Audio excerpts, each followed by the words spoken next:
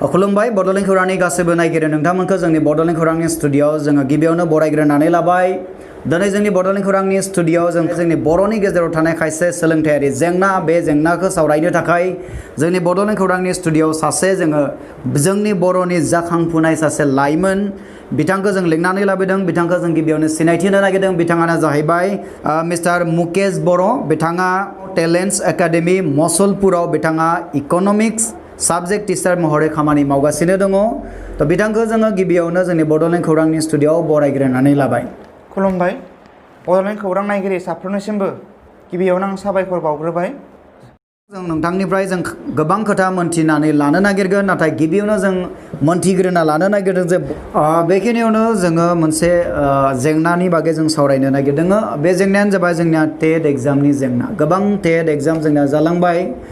बावैसो जोंना बर'नि गेजेरावबो अल आसामनि मोनसे टेट एग्जाम जालांबाय। बे टेट एग्जामाव जोंनिया प्रब्लेम जानानै फैदोंमोन बर' फरायसाफोरनि थाखाय जे बे टेट एग्जामाव जायफोर बर' फरायसाफोरा टेट एग्जामखौ लिरनाय जादोंमोन, लिरनाय जिथु बर' फरायसाफोरा गुबुन साबजेक्टआव पास जादोंब्लाबो नाथाय बर' साबजेक्टआव गोबाङानो पास जानो हायैखौ जोङो मोनथिनानै मोनदों। आरो बै फरायसा बिथांमोना 30 आरो 30 बेनि गेजेराव मार्क्स मोनदों होननानै खोनानो मोननाय जादों। माने जोबोद खम मार्क्स मोनदों होननानै खोनानो मोननाय जादों। बेनि थार जाहोना मा आसलते मानो बर' फरायसाफोरा जे बेबायदि खम मार्क मोननो गोनां जानायसै दाखालै बावैसो जालांनाय टेटआव नोंथाङा बेनि सायाव मा राय होनो? दा गावनि रावनि जिथु आयदा, बे आयदायावनो जुदि जोङो मोजां नम्बर लानो हायाबा जों बोरै उथ्रिसार जानो हानो? बे मोनसे गेदेर सोंलु। दा बेनो आंबो लिरदोंमोन। आङो LP UP आरो आङो हायार सेकेन्डारि टेटआवबो आङो एपियार जादोंमोन। दा बेयाव आंबो बेखौनो नोजोर खालामदों आरो आंबो मोनदांदों जोंनि जिथु MILनि जि कुइसन पेपार, बे कुइसन पेपारा एसे गोब्राब जादों।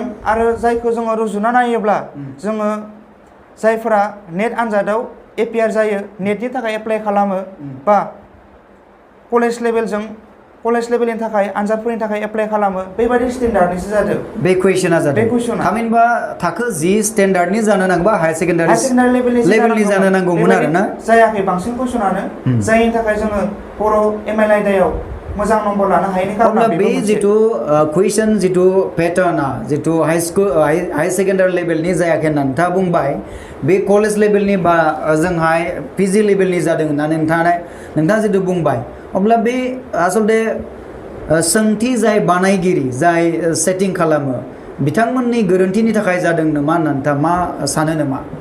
थारैनो बेयो मोनसे दुखुनांथाव खौरां एबा मोनसे सिरियास बाथ्रा होननानै आं सानो। दा गुबुन हारिफोरनिखौ जुदि नायोबा आरो जोङो सोंनानै मोनदों एसामिसफोरनिया बारा गोब्राब जायाखै। बिथांमोना गोरलै कुइसन सोंनायनि थाखाय जायनि थाखाय एसामिस सुबुंफोरा बांसिनानो उथ्रिसार जानो हादों। जायनि रुजुनायाव जोंनि बर' सुबुंफोरनि उथ्रिसार जानाया जोबोद खम। दा बे बेलायाव आं बेखौनो खावलायगोन, जाय बिथांमोना बे कुइसन पेपारखौ दानदोंमोन, दा बिथांमोनाबो एसेबाबो साननांगौमोन आरो एसेबाबो गावबा गावनि हारिनि सार्थआव बे कुइसनफोरखौ गोरलै खालामनायबा मोजां जागौमोन होननानै आं सानो। जायनि थाखाय जोंनि गेजेराव बर' सुबुंफोरा 100-200 जुदि आरो बांसिन जुदि मोनबावनायमोनब्ला जोंनि हारिया मोजां जागौमोन आरो मोजां मोनसे लामाथिं थांगौमोन आरो जोंनि बे जि बर' सुबुंफोर, बे बर' सुबुंफोरा थांना थानायाव मोनसे मोजां रैखाथिखौ मोनगौमोन होननानै आं सानो। दा बेखायनो आंनि खावलायनो गोनाङा बेसो, दा जाय बिथांमोना फैगौ आरो टेट जाबावगोन, दा बै टेट जाबावगोनाव कुइसनफोरखौ जाहाथे मोजाङै नोजोर लाखिनानै दानो, मोजां स्टेन्डार्ड लेभेलफोरखौ जुदि नायनानै दानो, आं बेखौनो खावलायगोन। आरो बै बारावबो बिथांमोना जायफोर दानगोन, बिथांमोना जुदि खनले बै एखे गोरोन्थिखौनो जुदि खालामबाय थायोब्ला हयथ' बिथांमोना कुइसन दाननायनि सायाव नलेज गैया होननानै आं सानो। दा बेखायनो बिथांमोनाबो एसे मोजाङै नोजोर लाखिनानै खामानिखौ मावगोन आरो गावबा गावनि जिथु हारिनि सार्थआव खायसे खामानिफोरखौ मावलांगोन होननानै आं सानो। दा कुइसन पेपारफोरखौ बानायनाय बेलायाव एसेबाबोथ' बेयो हारिनि बाथ्राफोरखौ साननो हायोमोन आरो जुदि गोरलै खालामोबा जोंनि बर' फरायसाफोरनि थाखायनो मोजां जागौमोन। बेयावथ' गुबुन हारिफोरा जेबो बेयाव लाब जानाय नङा। दा बिथांमोनाथ' जेबो बुजिया।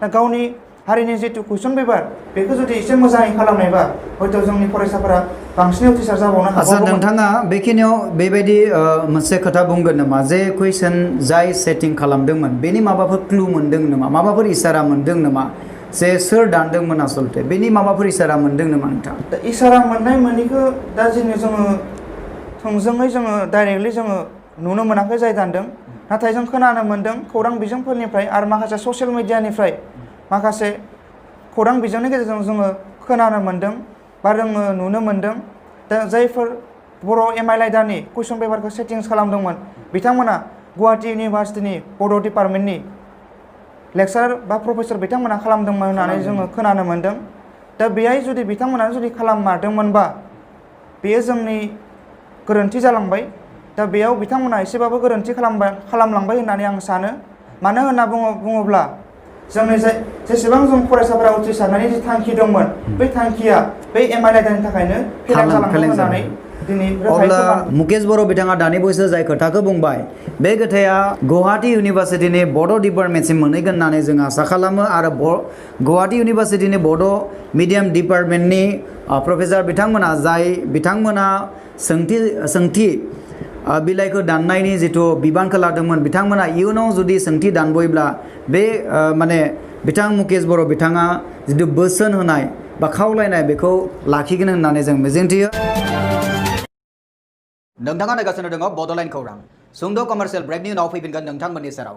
इन्स्टिट्युट अफ हेल्थ साइन्स पारामेडिकेल कलेजनि जानानै नोंथांमोननिसिम आंनि गोसो गोरबोनिफ्राय अननाय आरो खुलुमनाय जासिहरग्रोबाय। आं नोंथांमोननो मोनसे मोजां खौरां फोसावनो लादों बेनो जाबाय बे इन्स्टिट्युटआव एनएम नार्सिं आरो लेबरेटरिनि CMLT DMLT आरो BMLTनि थाखाय मुं थिसननाय सोलिगासिनो दं। जायफोर फरायसाया गावनि जिउखौ ब्राइट फिउचारनि थाखाय सिमां नुदों बिथांमोना बे इन्स्टिट्युटआव मुं थिसननो हागौ। मानोथो गोबाव खालामबावगौ फैदो दिनैनो दानो 8822156773 आरो 9435781237 आव कल खालामदो एबा आबुं खौरांनि थाखाय बै फैसालियाव नुजानाय www.iohs.in.net आव थाबैनो भिजिट खालामदो। एसेनोसै गोजोन्थों। दानिया फैफिनदो बड'लेण्ड खौराङाव। दा बेयो जोबोद मोजां मोनसे सोंलु आरो थारैनो जोंनि बर' हारिनि थाखाय दुखुनांथावबो होननानै आं सानो।